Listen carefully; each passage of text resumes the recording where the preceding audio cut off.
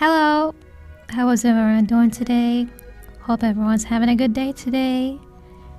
Today I'm kind of recording at a different place, so hopefully the audio is fine. So anyways, let's start the video.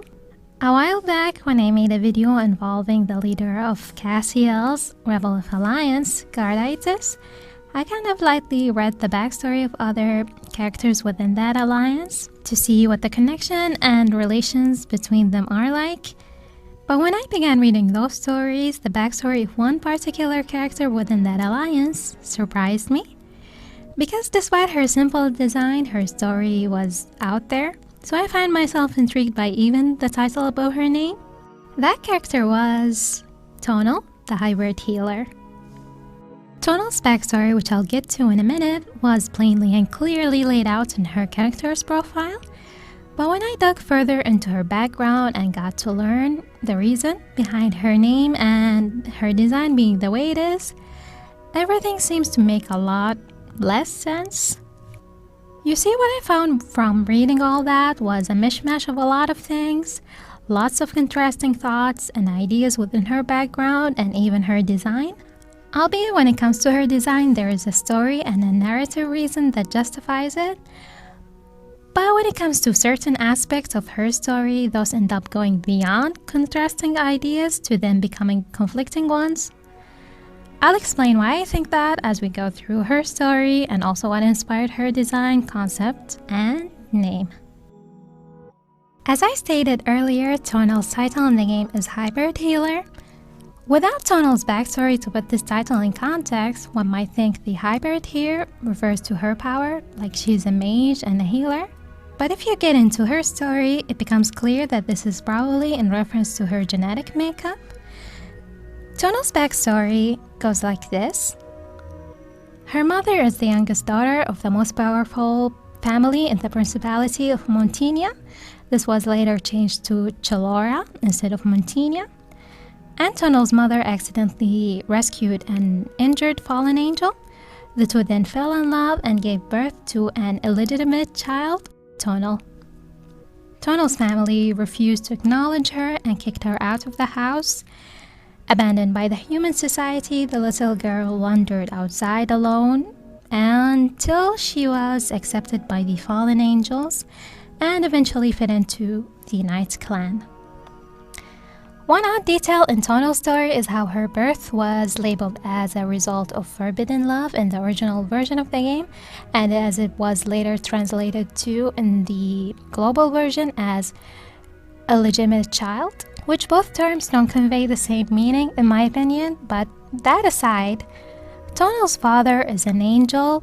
Surely humans, royal or not, would make an exception for a situation like this. But instead, Tuonel's assumedly human side of her family harbored so much animosity towards her to the point of extraditing her while she was still literally a child. For her to receive such a harsh punishment, I think her family either didn't know or didn't believe that her dad was an angel, or they knew but her father, being from the angel species, is the issue here. Because perhaps Tuonel's mother is a descendant of a species that are an adversary of angels, say like demons. This is not a baseless guess because when you examine the reason Revived Witch gave out regarding her inspiration and name, you'll see why I said that. The inspiration for Tuonel's design, as stated by Revived Witch, comes from Tuonela Njotsen, or the Swan of Tuonela, a tone poem by the Finnish composer John Sibelius. That tone poem is a part of Lemminkainen's suits, which is based on the Finnish mythological epic, the Kalevala. The Kalevala is a 19th century work of epic poetry that tells an epic story about the creation of the earth. And in the Swan of Tuonela, the story being told there is of the mythical hero Lemminkainen, who proposes to the daughter of Louhi, mistress of Pohjola. Louhi assigns him 3 tasks to solve, the last one being to hunt the swan that lives on Tuonela, the river of death that separates the world of the living from the world of the dead. But when he goes down to the river, he is ambushed and killed by the evil cowherd Markahatto, who throws his body into the water where Death's sons cuts it into pieces. After learning about the death of her son, Lemminkainen's mother sets off to look for him, collects his remains from the river, puts them together to bring him back to life. Only in some versions of the myth does she succeed in doing so. When Revived Witch referenced this story, the version they told ended with the resurrection of the hero with the body of a demigod.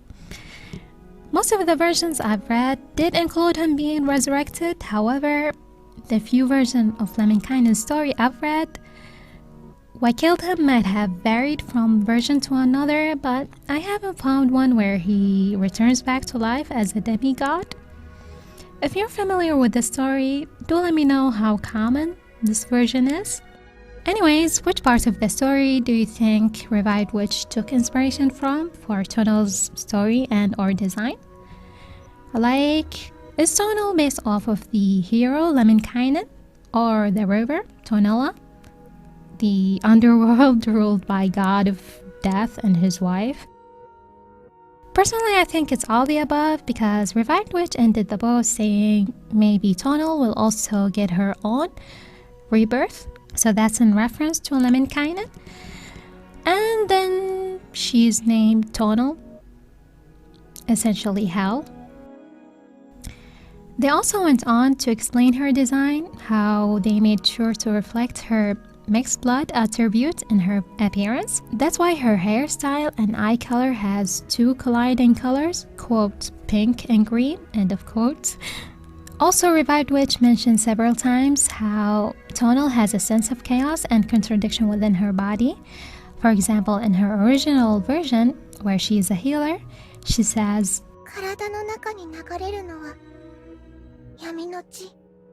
and in her second version, where she's a guardian, Tuonel of Night says,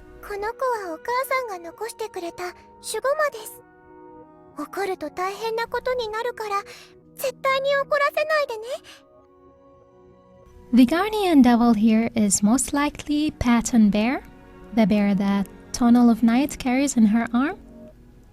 That bear is described as a toy that hosts a powerful demon that can destroy the world. This demon only takes order from Tuonel.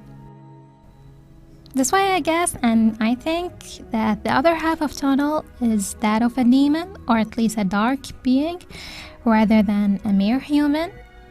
Because I think we all can agree that in the many versions of angels out there, none of them would have one where they'd be giving out demon-possessed stuffed toys, right? So this demon that she holds with her was given to her by her mom, and it's probably wasn't passed down to her mom from Tuonel's dad, right? Okay, we've reached the end of the video. I'm so tired.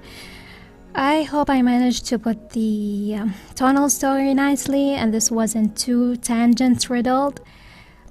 What do you think is the other half of Tuonel? We know that the other half is a fallen angel, but the other half is supposedly human. But is it really human? Do you think it's just a human and it just so happened that she carries around demon with her?